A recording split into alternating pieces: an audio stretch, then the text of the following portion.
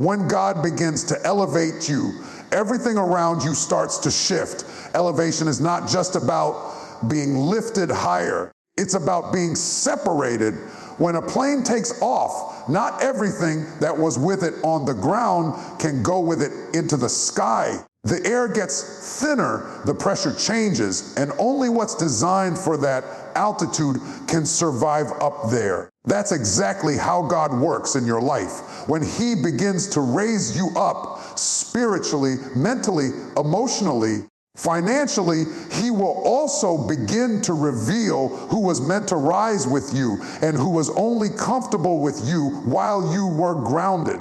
See, many people celebrate you when you're at the same level. They love you when you're struggling because your struggle makes them feel secure. But the moment God begins to shift you, when you start thinking differently, dreaming bigger, walking in purpose, that's when the revelation comes. Elevation exposes who was real and who was merely around for convenience. Because when you start to move into your divine assignment, fake people can't handle the atmosphere of authenticity. They start to suffocate in truth. God doesn't expose fake people out of cruelty. He does it for your protection. When He's preparing you for a higher level, He won't let the wrong people contaminate what He's building in you. You may wonder why a friend turned cold, why a relationship suddenly ended, why certain people stopped calling you. But that's not rejection, that's revelation. That's God showing you they were never with your purpose. They were just comfortable with your process. Elevation brings exposure.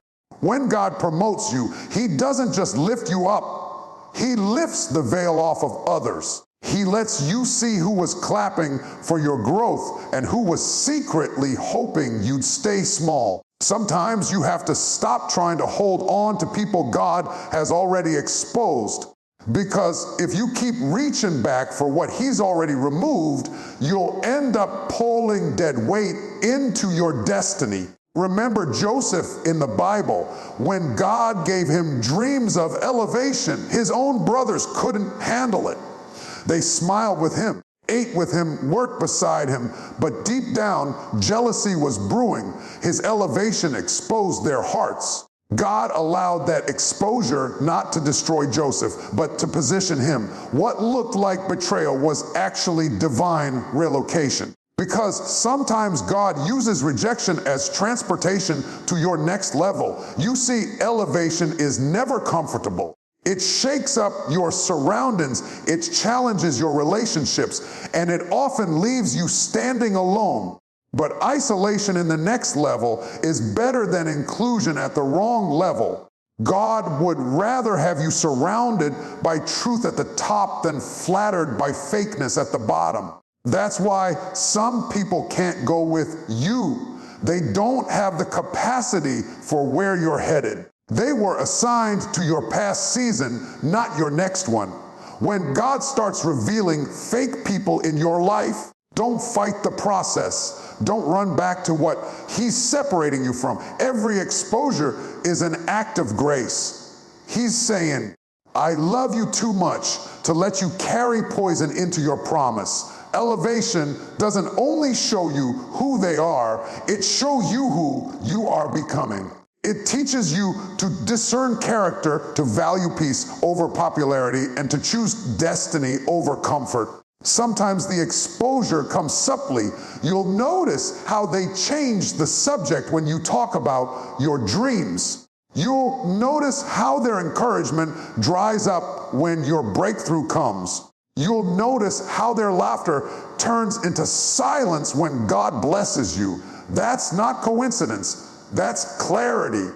Don't ignore the signs. God is showing you that elevation always attracts imitation. And imitation always exposes itself in the presence of authenticity. So instead of asking God, or why are people leaving, start asking God, what are you protecting me from? Because when you truly start walking in purpose, not everyone can handle the weight of your calling. Elevation requires separation. The higher you go, the fewer people you can carry. Not because you're better, but because the atmosphere of destiny is designed for those who can breathe at that level. The next time God begins to elevate you and people begin to fall away, don't chase after them. Thank God for the exposure. Thank Him for the clarity. Thank Him for loving you enough to show you who's real before your promise unfolds. Because when God elevates you, He's not just changing your position, He's revealing your people. And if you can trust Him through the loss, you'll discover that every departure was a divine setup for protection, peace, and purpose. Elevation will always expose. And when it does, stand still, lift your hands, and say, Lord, I see it now. You weren't just lifting me higher, you were lifting the veil. Pressure has a way of revealing what people are truly made of. When everything is calm and comfortable, anybody can pretend to be loyal, anybody can act loving, anybody can say, I've got your back. But let life turn up the heat, let circumstances start to squeeze, and suddenly you begin to see what was hidden beneath the surface. Pressure doesn't create fakeness, it exposes it. It pulls the mask off. It makes what's false crumble and what's real stand firm. You see, God often allows pressure not to punish you, but to protect you. He'll let a storm rise up around you so He can show you who's really in your corner and who's just there for the convenience. When the money is flowing, when the doors are opening, when the applause is loud, everybody wants to stand beside you. But when the season changes, when the struggle comes, when you start fighting battles that no one else understands, that's when the truth starts to speak.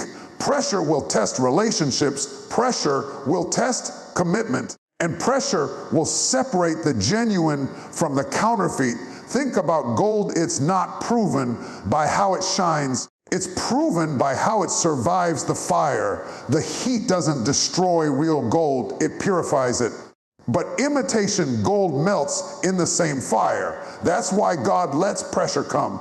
He's not trying to embarrass you. He's refining your circle. He's saying, I'm going to let a little fire fall, and whoever melts wasn't meant to go with you. Some people can only handle the version of you that doesn't require faith, the version of you that still fits their comfort zone. But when God begins to stretch you, when He calls you to grow, that pressure becomes too much for fake hearts to endure. It's easy to praise God when everything's perfect, but pressure reveals the truth about people's hearts. It shows you who prays for you and who preys on you. It shows you who encourages you and who envies you. It shows you who stays silent when you're struggling because secretly your pain entertains them. Don't despise the pressure. It's divine exposure. God is using it to make sure that when you step into your next level, you don't carry people who can't handle the altitude of your assignment. Pressure is the language of revelation. When you start walking through hardship, pay attention to who shifts around you. Notice who disappears when you need them the most. Notice who starts to act different when you can't give them what they used to take from you. Pressure makes motives visible. It peels back layers of pretense and shows you the truth that words could never reveal. Sometimes God will allow just enough struggle to squeeze the fake out of your life so the real can remain. Look at Jesus. When the pressure of the cross started closing in, Judas' heart was revealed. He'd walked with Jesus, talked with Him, eaten with Him, but under pressure, his true motive surfaced. Betrayal often hides in comfort, but pressure pulls it into the light. The other disciples ran. Peter denied Him, yet even that exposure served a purpose. Jesus wasn't surprised, He was selective. God never reveals to hurt you, He reveals to prepare you. Because if He doesn't show you now, those same people will sabotage you later. Pressure is also personal. It reveals what's inside you too. The same way it exposes others, it refines your own heart. It teaches you to lean on God instead of people, to depend on His strength instead of human approval. Sometimes God will let you face pressure so you'll stop chasing validation from those who were never meant to understand your vision. When the pressure hits, you learn who's real, but you also learn to become real yourself. Don't mistake pressure for punishment. It's a tool, a test, a teacher. It's God saying, I'm about to take you higher, but before I do, let's expose what can't handle the climb. Every tear you cried, every betrayal you faced, every heavy moment was not wasted. It was revelation in disguise, because once pressure reveals the pretenders, peace begins to return. You stop questioning who's with you, because now you know. When you find yourself under pressure, don't panic, just observe. Watch who checks on you, who prays for you, who encourages you, and who quietly backs away. Pressure will show you everything you need to know. And once you see it, don't try to fix what God exposed. Don't try to drag people back into your life who couldn't stand with you when the fire came. Let them go and thank God that you found out now instead of later. The truth is, pressure isn't your enemy, it's your filter.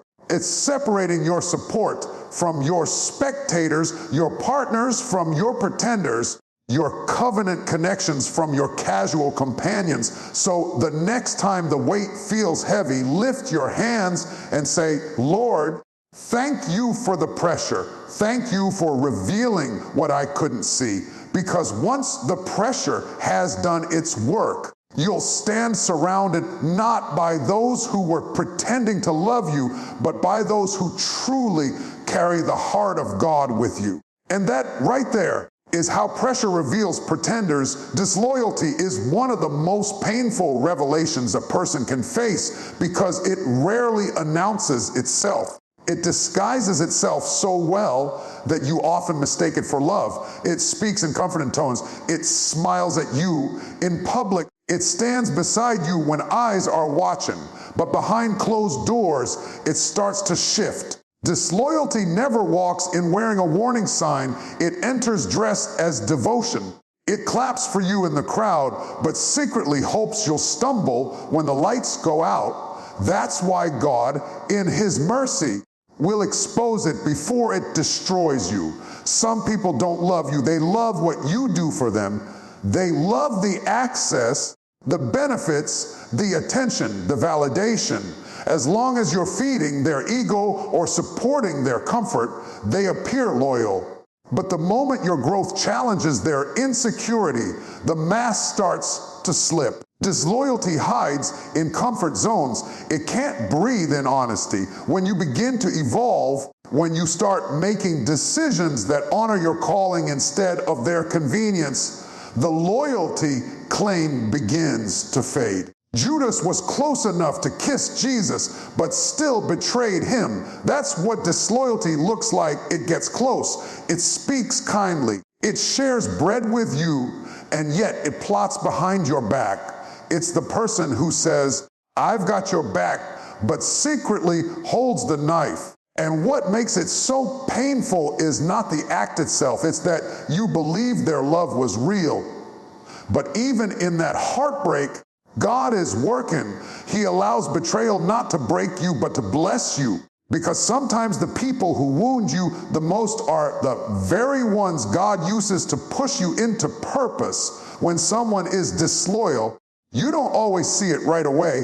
It shows up in subtle ways: jealous jokes, passive-aggressive comments, sudden distance, or fake support. They'll smile when you struggle and frown when you succeed.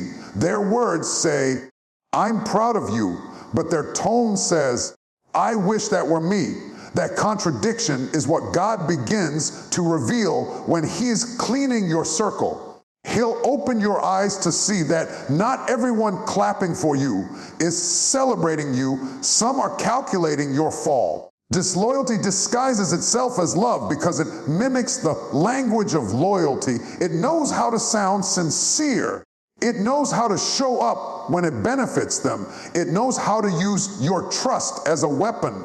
But true loyalty isn't proven by words, it's proven by consistency. Real love remains when applause stops. Real love stays when storms come. Real love doesn't compete with your calling, it covers it. And when God begins to separate the fake from the real, he often uses disappointment as a divine tool. Think about David and Saul. Saul loved David when his music soothed him, but hated him when his success overshadowed him. That's the nature of disloyalty. It changes with seasons. When you're serving them, they celebrate you. When God starts elevating you, they despise you. But God allowed that revelation so David would learn to lean on him instead of man. Sometimes God has to let people turn against you so you'll stop trying to please them and start depending fully on him. The exposure of disloyalty is painful but necessary. God will let you overhear conversations, see behaviors, or feel an unexplainable shift in your spirit, not to make you bitter, but to make you wiser. Because he knows that where he's taking you, you can't afford to be surrounded by people whose hearts aren't pure. If you don't see it now, their disloyalty will damage you later. So instead of crying over who left, start thanking God for who he revealed. And don't misunderstand, God isn't trying to harden your heart. He's trying to heal it. He's showing you that love isn't about flattery or proximity. It's about integrity. Some of the most dangerous people in your life aren't the ones who openly oppose you. They're the ones who pretend to love you while slowly undermining you. That's why discernment is critical. The Holy Spirit will give you quiet nudges, subtle warnings, small signs that something isn't right. Don't ignore those signs trying to keep the peace. Peace built on pretense isn't peace. It's deception. When God reveals disloyalty disguised as love, he's not just showing you who they are, he's reminding you who he is. He's your protector, your defender, your revealer of truth. He won't let you walk blindly into betrayal. And though it hurts, it's better to endure the temporary pain of exposure than the lifelong damage of deception. So when someone's true colors come out, don't chase after them. Don't beg them to stay. Don't question your worth because of their betrayal.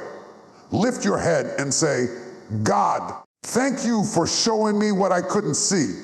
Because what left you wasn't loyal love, it was disguised disloyalty. And once it's gone, real love finally has room to come in. Disloyalty may disguise itself as love, but it cannot hide forever. Under the weight of time, truth, and purpose, masks always fall. And when they do, you'll realize that God didn't expose them to shame you. He exposed them to save you. When God begins to move in your life, he often starts by removing before he starts by adding. We expect blessings to come in the form of increase, but many times they come in the form of subtraction. God removes to make room. He clears out what's taken up space so that what he's ordained for you can fit.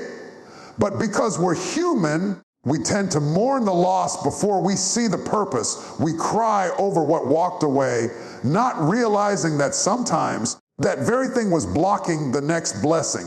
When God removes people, opportunities, or situations, it's not rejection, it's redirection. He's not punishing you, he's protecting you. He knows what you don't know and sees what you can't see. There are conversations that happened behind your back, motives you never discerned, and traps that were set against you. God, in his mercy, starts clearing things out before they can contaminate what he's building.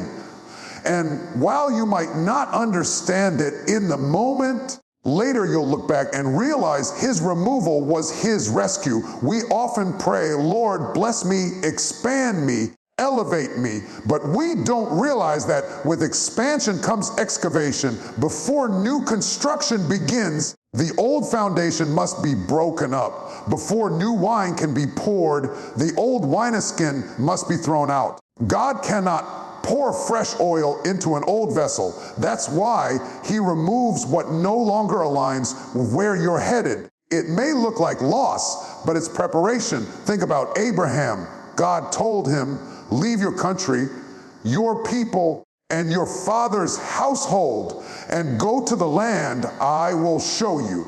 Before God could give him the promise, he required separation. Abraham had to let go of familiar places and faces to step into the unknown. The removal came before the revelation. The distance came before the destiny. And it's the same with you. God will remove the familiar so he can reveal the fruitful. The hardest part about divine removal is that it often doesn't make sense in the moment. You'll ask God, why did that relationship end? Why did that job fall through? Why did that door close? And heaven will seem silent. But silence doesn't mean absence. It means strategy. God is making room for something you can't yet see. Sometimes he has to empty your hands so he can fill them with better things. If you keep holding on to what he's trying to take, you'll miss what he's trying to give. When people walk away, we often try to chase them, thinking we can fix what was broken.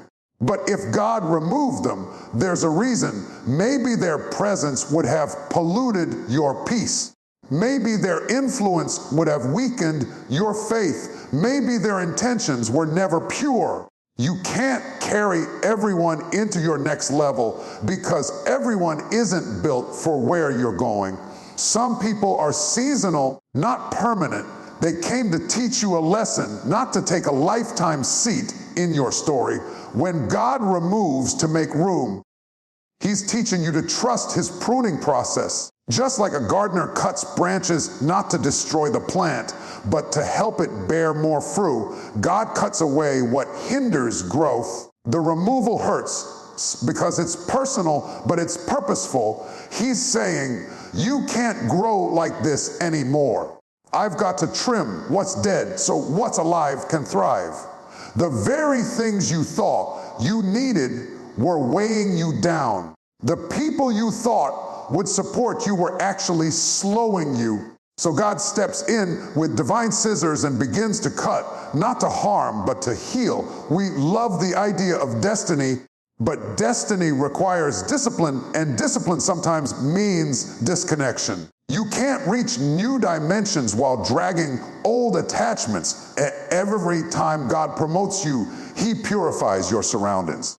He won't let everyone access your next level because the weight of your calling demands purity of company. So when the separation starts, instead of resisting, start rejoicing. Say, God, I trust every removal is making room for something greater. You might not see it now, but soon you'll understand why the pruning was necessary. What left made space for what was coming. What ended created capacity for what was eternal. The friendship that faded, the job that ended, the door that closed, they were all part of God's architectural plan for your destiny. He had to rearrange the furniture of your life to fit the future he designed. So don't curse the clearing. Don't despise the distance. Don't mourn what God has already moved. Instead, prepare for the overflow, because when God removes, he's setting the stage for release. When he takes something out of your hand, it's because he's about to place something greater in it. Every loss in the kingdom is strategic. Every goodbye is prophetic. Every empty space is potential waiting to be filled. So stand still, wipe your tears, and lift your hands. Say, Lord, I trust you in the removal because I know you're making room for what's next.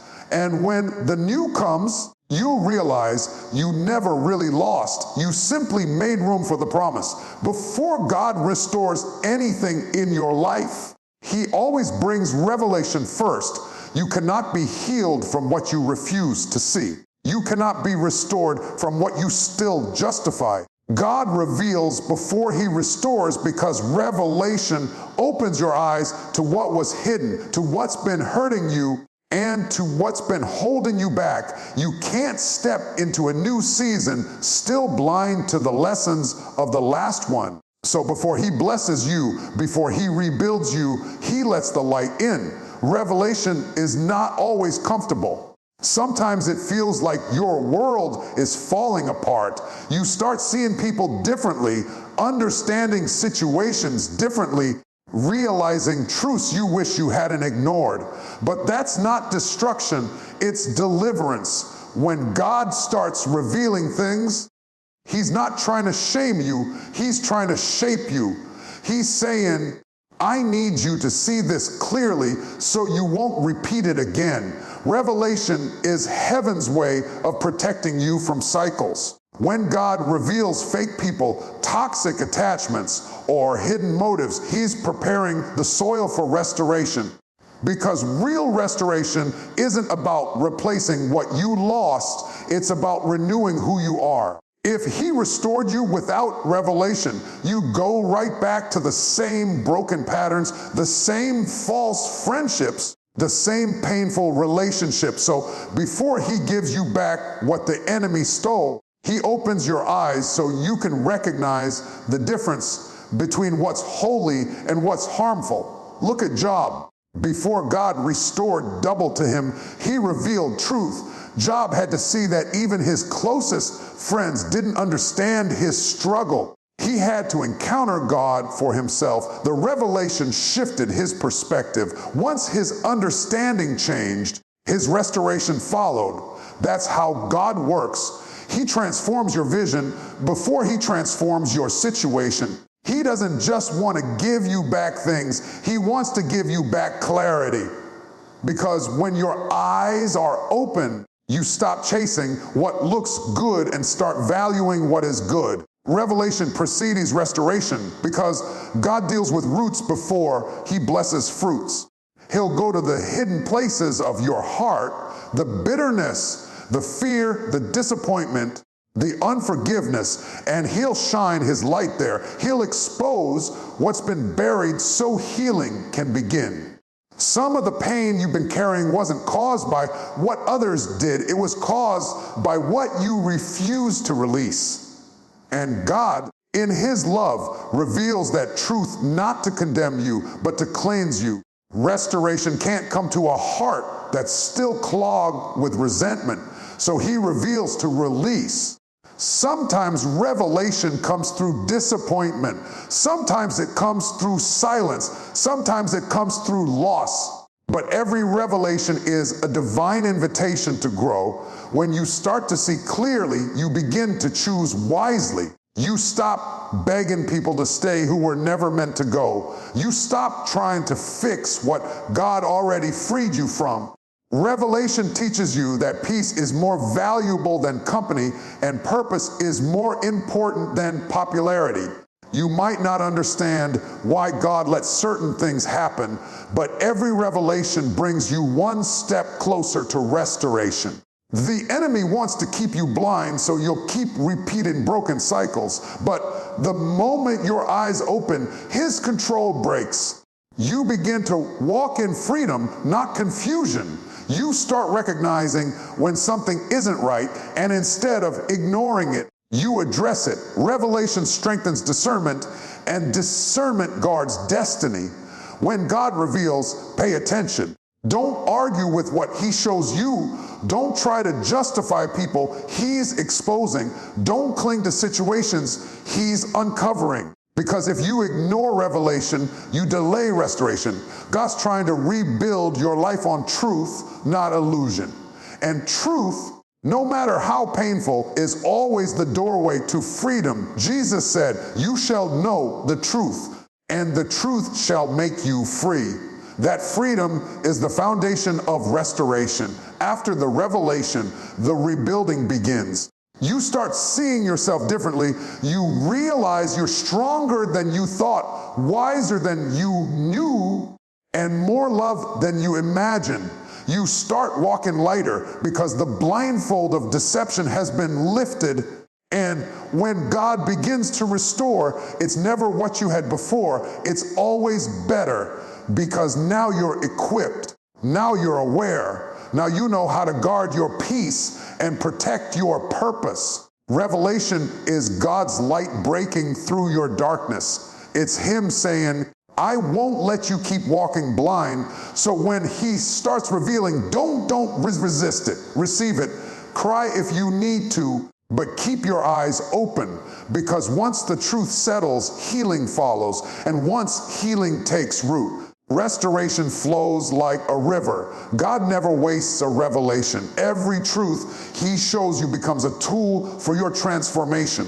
Every mask He removes makes space for genuine connection.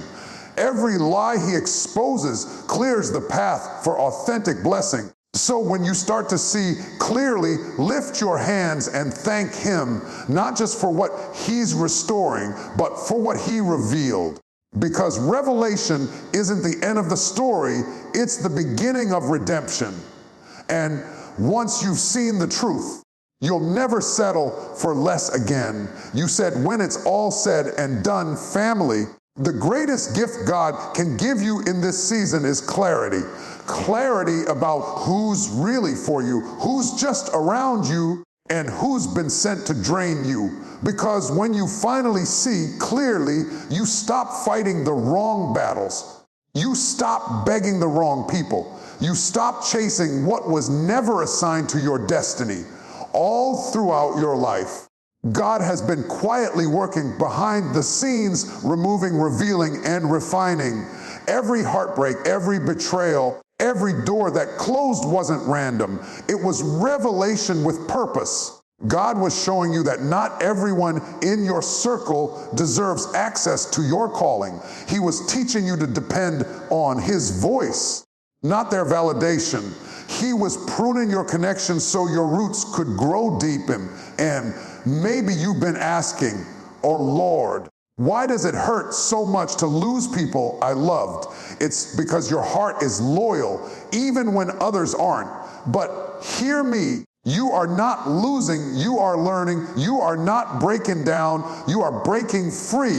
What God removes, He replaces with better. What He exposes, He heals. What He reveals, He redeems. When fake people fall away, don't mourn the loss. Thank God for the lesson. Because exposure is not rejection, it's protection. You may not see it now, but the people who walked out were clearing the stage for divine connections to walk in. God will never allow subtraction unless He's planning multiplication. So as you step into this next chapter, walk with discernment, walk with peace, walk with gratitude. Don't carry the weight of betrayal, carry the wisdom it produced. Don't focus on who left. Focus on who's left standing, because the ones who remain after the storm are the ones God chose to build with you. And when God begins to elevate you, and He will, remember that every revelation, every loss, every lonely season was preparing you for it. You're wiser now, stronger now, sharper now. You know how to recognize pretenders before they poison your purpose. You know how to protect your peace before it's stolen. So lift your head high, child of God. The tears you cried were not wasted. They watered the soil for your next harvest. The pain that tried to break you was the pressure that revealed the real you. And now, God is about to surround you with people who match your heart, who celebrate your growth, who love you in truth. Because when God reveals fake people, it's not to shame you, it's to shape you. It's His way of saying, I'm preparing you for purity, purpose, and power. So don't fear the exposure. Don't resist the removal. Don't run from the revelation. Just lift your hands and say, Lord, thank you for showing me what's real so I can walk into what's next. Because after the revealing comes the restoring. After the pruning comes the promise. And when God finishes what He started, you won't even miss what He took away. You'll be too busy rejoicing over what he brought into your life. Somebody shout, I'm ready for real peace, real purpose, real people, because what God reveals, he heals, and what he heals, he restores. And this right here is your season of restoration.